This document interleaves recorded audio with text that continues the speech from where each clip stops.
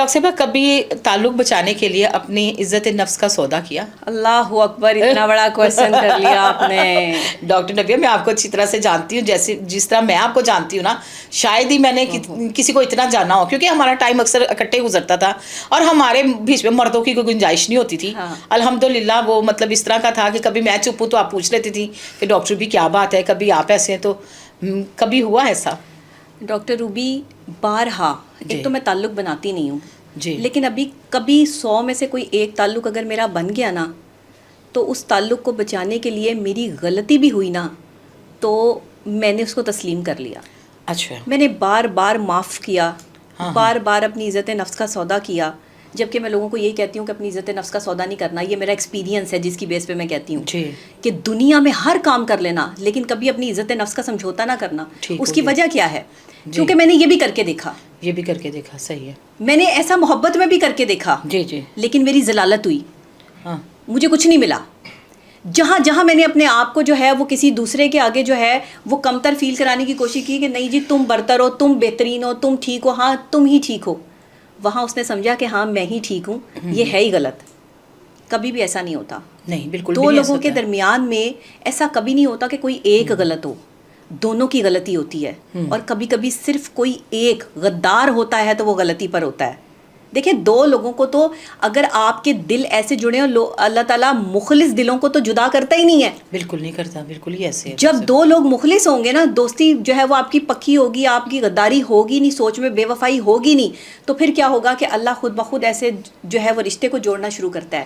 جہاں کوئی ایک غداری کرتا ہے نا، وہاں آ کے اللہ تعالیٰ جو ہے وہ اس رشتے کو توڑ دیتا ہے. اس رشتے کو توڑ کہ یہ بندہ تمہارے لیے ٹھیک نہیں ہے. ٹھیک نہیں ہے یہ بندہ تمہارے. آپ کو پتہ ہے کہ مولا علی علیہ السلام فرماتے ہیں کہ یہ لوگ جنہیں تم اپنا دوست کہتے ہو، اپنا سمجھتے ہو، اگر تم پیٹھ پیچھے یہ تمہارے بارے میں کیا باتیں کرتے ہیں تم سن لو نا، تو تمہارے دل پھٹ جائیں. ڈاکٹر صاحب یہاں تو سارے ہی کرتے ہیں. یہاں تو سارے ہی کرتے ہیں. بالکل سارے ہی کرتے ہیں. آپ کہاں سے لائیں گے پھر ایسا دوست؟ تو اس سے بہتر نہیں کہ آپ اکیلے رہ لیں. بالکل اس سے بہتر نہیں ہے کہ آپ جو ہے وہ اپنی تنہائی کو اپنا جو ہے وہ اور اپنے اللہ کے ساتھ جو ہے وہ آپ کنیکٹ ہو جائیں.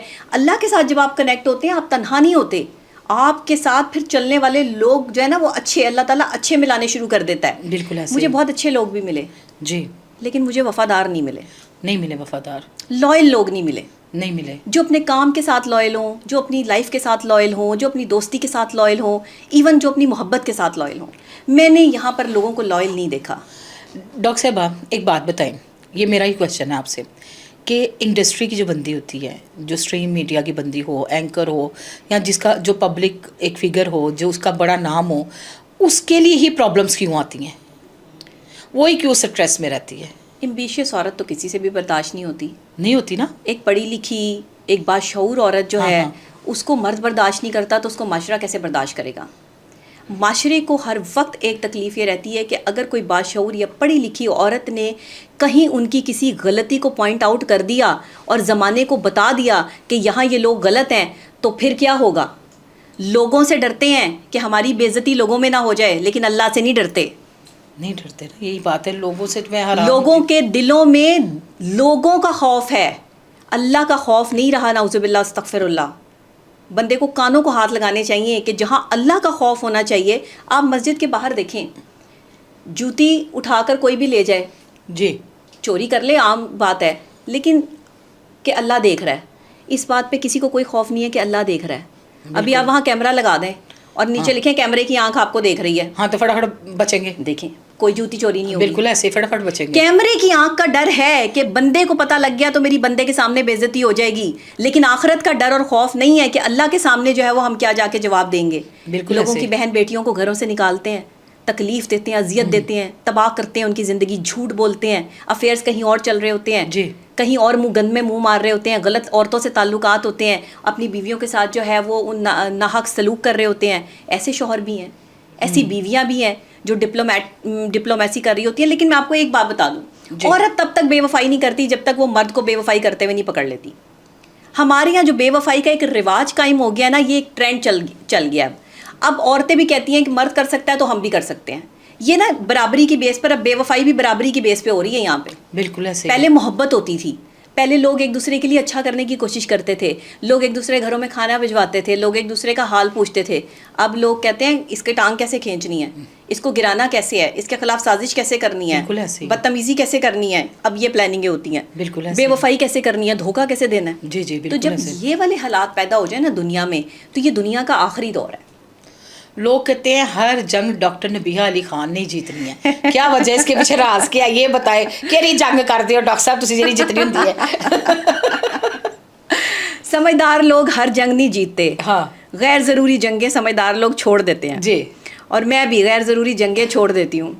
تو میں بھی کوشش یہ کرتی ہوں کہ جنگ ہر جیت جائے بندہ, کہ ہر جنگ ہی جیتنی ہے آپ کو, نہیں. جنگ تو ہر طرف لگی ہوئی ہے, بارڈر پہ بھی لگی ہوئی ہے. جی, اب اتنی کیپیسٹی ہے کہ بارڈر پہ جا کے جنگ لڑیں, نہیں ہے نا, لیکن اپنے الفاظوں سے جنگ لڑ سکتے ہیں. یہاں بیٹھ کے اپنے ملک کے لیے اور دشمنوں کے لیے جو ہے وہ الفاظوں کے تیر چلا سکتے ہیں. اگر ویسے تیر چلانے نہیں آتے, اگر میزائل چلانے نہیں آتے, تو الفاظ سے بڑا میزائل کوئی نہیں ہے دنیا میں, یاد رکھیے گا. بالکل ایسے جب یہ الفاظ کے تیر جو ہے وہ کھبتے ہیں نا اندر, تو بڑے بڑے دشمن بھی جو ہے وہ ہار جاتے ہیں, بڑے بڑے دشمنوں کے بھی پرخچے اڑ جاتے ہیں. تو میزائل سے زیادہ جو ہے نا وہ لوگوں کو چاہیے کہ تیار کریں اپنے الفاظ کو, بالکل, تاکہ دشمن جو ہے وہ الفاظ کی دیکھیں. سسرال میں جب آپ جاتے ہیں, ہاں, تو وہ کہاں سے جنگ لڑتے ہیں, وہ میزائلوں سے جنگ لڑتے ہیں. میزائلوں سے, بالکل میزائلوں سے. میزائلوں سے جنگ نہیں لڑتے, وہ الفاظ کی جنگ لڑتے ہیں. وہ الفاظ کے سسرال میں میزائل کہاں سے آئے گا, میری بات تو میزائل سسرال کے پاس جو میزائل ہے وہ الفاظ ہے. پھر ڈاکٹر صاحب نظر تڑکا دے دو, نکیا نکیا میزائلیاں ہوتی ہیں جو ادھر ادھر پھوڑ رہے ہوتے ہیں. اچھا ڈاکٹر صاحبہ, 5 بجے آپ کو فون آ جاتا تھا, کدھر ہو نبیہ, کہاں پہ ہو, کب پہنچ رہی ہو, گھر کب آؤ گی, کتنی دیر میں آؤ گی. یہ آواز آپ کو جب نہیں آتی ہے اپنی والدہ کی, تو کیا فیل کرتی ہیں؟ میں تو چاہتی ہوں یہ آواز ساری زندگی آنی چاہیے تھی. ڈاکٹر صاحبہ, میری والدہ جو ہے نا, وہی میری دوست تھیں. ہاں, بہت اچھی دوست تھیں آپ کی. اور دنیا میں بچے اپنے ماں باپ سے باتیں چھپاتے ہیں. میں نے اپنی ماں کو اپنی زندگی کی ہر بات بتائی. جی, وہ میری ایسی دوست تھیں کہ ان کے علاوہ مجھے باہر کسی کو دوست بنانے کی ضرورت ہی محسوس نہیں ہوئی. بچپن سے میں نے جب ان کو خود سے کام کرتے ہوئے دیکھا, کیونکہ میرے والد صاحب کی ڈیتھ ہوئی تھی جب میں 2 کلاس میں تھی, اور میرے بہن بھائی چھوٹے تھے, میرے دونوں بھائی چھوٹے تھے. اور وہ اتنے چھوٹے تھے کہ جو میرا چھوٹا والا بھائی ہے اس کو تو میرے والد صاحب کی ڈیتھ ہوئی یاد بھی نہیں. وہ بڑے کوائٹ ینگ مین تھے, بہت حسین ترین آدمی, ظاہر ہے پٹھان فیملی سے تھے, ان کا بڑا ایک رتبہ تھا, ایک شخصیت تھی, اور دوسرے لوگوں کے بڑا کام آتے تھے. جی, تو میری والدہ جو ہے وہ بہت چھوٹی عمر میں تھی جب وہ بیوہ ہو گئی. جی, اور بچوں کو پھر انہوں نے پالنا تھا. تو میں نے نا ان کی محنت دیکھی ہوئی تھی, اور میں نے ان کا ساتھ کھڑے ہونے کا عہد کر لیا تھا. کہتے ہیں کہ اللہ اس بچے کو بہت مضبوط کر دیتا ہے جس بچے کے سر سے وہ باپ کا سایہ چھین لیتا ہے. جی, اور جو بڑے بچے ہوتے ہیں نا اپنے گھر کے, وہ بڑے بہادر ہوتے ہیں اگر ان کے سر پہ باپ کا سایہ نہیں ہوتا. اور میں تو بیٹی تھی, میرے پہ ذمہ داری بھی بہت تھی. تو میں اپنی ماں کو جب دیکھتی تھی تو میں ان کا ساتھ دیتی تھی. اور میں جب 8 کلاس میں گئی نا, تو میں نے اپنی ماما کو کہا کہ بس اب آپ نے کوئی کام نہیں کرنا, اب آپ گھر بیٹھیں. اور میں بچپن میں بھی جب چھوٹے as a child star P T V جاتی تھی نا, وہاں سے میرا 5-10 ہزار کا چیک بن جاتا تھا.